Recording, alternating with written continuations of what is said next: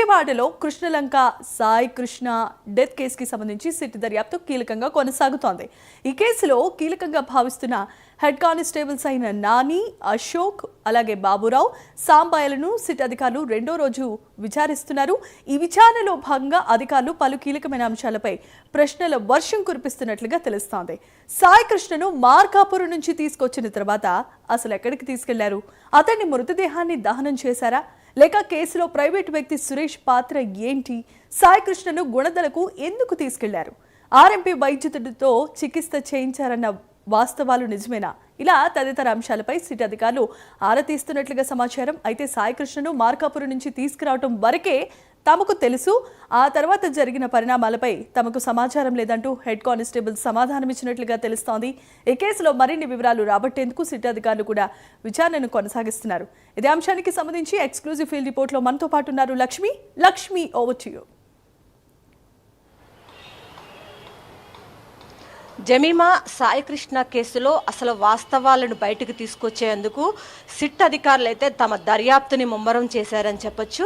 దాదాపు కూడా 7 రోజుల పాటు ఈ కేసులో A1 నిందితుడిగా ఉన్నటువంటి సిఐ నాగరాజును కూడా ప్రశ్నించారు. తరువాత ఇప్పుడు దాదాపు 5 రోజుల పాటు కానిస్టేబుల్ను అయితే విచారిస్తున్నారు. కానిస్టేబుల్ల విచారణ ఈ రోజుతో 2వ రోజుకు చేరుకుంది. అయితే ఉదయం 10 గంటల నుంచి సాయంత్రం 5 గంటల వరకు కూడా 4 కానిస్టేబుల్లను అయితే విడివిడిగా విచారణ చేస్తున్నారు. అంతా కూడా సీసీ కెమెరాలో రికార్డ్ చేస్తూ ఉన్నారు. వాళ్ళ లాయర్ కూడా సుదూరంగా కూర్చుని చూసే అవకాశాన్ని కూడా ఇవ్వడం జరిగింది. ప్రధానంగా అసలు ఈ కేసులో హెబియస్ కార్పస్ పిటిషన్ను తమ తల్లి సాయి కృష్ణ తల్లి విజయలక్ష్మి ఇప్పటికే హైకోర్టులో వేసి ఉంది. అంటే ఒక బాడీనన్నా చనిపోతే తన డెడ్ బాడీనన్నా చూపించాలి, లేకపోతే బతికి ఉంటే కనుక సాయి కృష్ణనన్నా కోర్టు ముందు హాజరుపరచాలి. కానీ ఇప్పటి వరకు చూసుకున్నట్లయితే ఇటు ఏది కూడా జరగలేదు. ఈ నేపథ్యంలో సిట్ తమ దర్యాప్తును అయితే వేగవంతం చేసింది. సిఐ నాగరాజు మీద కూడా ప్రశ్నల వర్షం కురిపించారు. 7 రోజుల పాటు సిట్ అధికారులు తమ కస్టడీలోకి తీసుకుని సిఐ నాగరాజునైతే ప్రశ్నించారు. అయినప్పటికీ కూడా సిఐ నాగరాజు నుంచి ఎటువంటి కీలకమైనటువంటి సమాచారం కూడా సిట్ అధికారులకి రాలేదు. అయితే తను మొత్తం కూడా దాటవేత ధోరణితోనే వ్యవహరించారు. మొత్తం కానిస్టేబుల్కే తెలుసు, తమకేమీ తెలియదు అని చెప్పి సిఐ నాగరాజు చెప్పాడు. కానీ నిన్నటి నుంచి కూడా కానిస్టేబుల్స్గా ఉన్నటువంటి అశోక్, నాని, సాంబయ్య, బాబురావులను విచారిస్తూ సిట్ అధికారులు వస్తూ ఉన్నారు.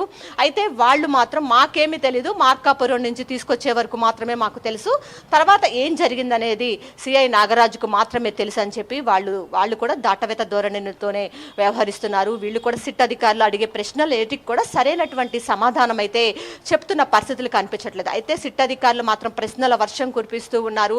మార్కాపురం నుంచి తీసుకొచ్చినప్పుడు నాన్ బెయిలబుల్ వారెంట్ మీద తీసుకొస్తే మీరు కోర్టులో హాజరుపరచాలి, కానీ ఎందుకు కోర్టులో హాజరుపరచలేదు సాయి కృష్ణని అని కూడా ప్రశ్నించారు. దీనిలో ప్రైవేటు వ్యక్తి సురేష్ అయిన సిఐ నాగరాజుకి అత్యంత సన్నిహితుడు. అతని పాత్ర ఏమిటి, డెడ్ బాడీ మాయం కేసులో అతని పాత్ర ఏముంది అని కూడా ఆయన ప్రశ్నించడం జరిగింది. ఈ కేసు ఫైల్ అయిన తర్వాత మీరందరూ కలిసే కదా పరారయ్యింది అని కూడా సిట్ అధికారులు అయితే కానిస్టేబుల్ని అయితే ప్రశ్నించినట్లు మనకి సమాచారం వస్తుంది. అయితే దేనికి కూడా వాళ్ళు సరైనటువంటి సమాధానం అయితే చెప్పడం లేదు. అయితే అసలు వాస్తవాలు అనేది కానిస్టేబుల్స్ అన్న బయటకు పెడతారా?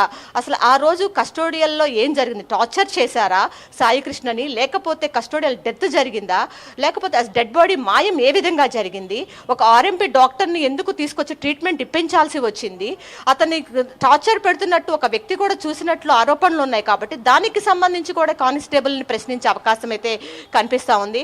మొత్తం అంటే కూలంకషంగా ఆ కేసులో ఏం జరిగింది అనేది రాష్ట్ర వ్యాప్తంగా కూడా ఇది సంచలనం కలిగించిన కేసు కాబట్టి ఆసక్తిగా ఎదురు చూస్తున్నారు. దీనిలో ఇప్పటికైనా వాస్తవాలు అనేది బయటికి వస్తాయా అని చెప్పి ప్రజలంతా కూడా ఎదురు చూస్తూ ఉన్నారు. కానీ సిఐ నాగరాజు నుంచి కానీ ఇటు కానిస్టేబుల్స్ నుంచి కానీ ఎక్కడ కూడా సరైనటువంటి సమాధానం అనేది ఇప్పటి వరకు కూడా రాలేదు. అయితే సిట్ అధికారులు మాత్రం తమ దర్యాప్తును అయితే వేగవంతం చేశారు. మరో 3 రోజులు, ఈ రోజు కూడా దర్యాప్తు 5 గంటలతో ముగిసిపోయింది. 3 రోజుల పాటు మరో కానిస్టేబుల్ 4 కూడా విచారించబోతున్నారు. ఈ 3 రోజుల్లోనైనా సరే ఏమైనా సమాచారం చెప్తారా, కీలకమైన విషయాలు బయటపెట్టే అవకాశం ఉంటుందా లేదా అనేది మాత్రం మనం వేచి చూడాల్సి ఉంటుంది. Jemimah. Right, thanks for the updates Lakshmi.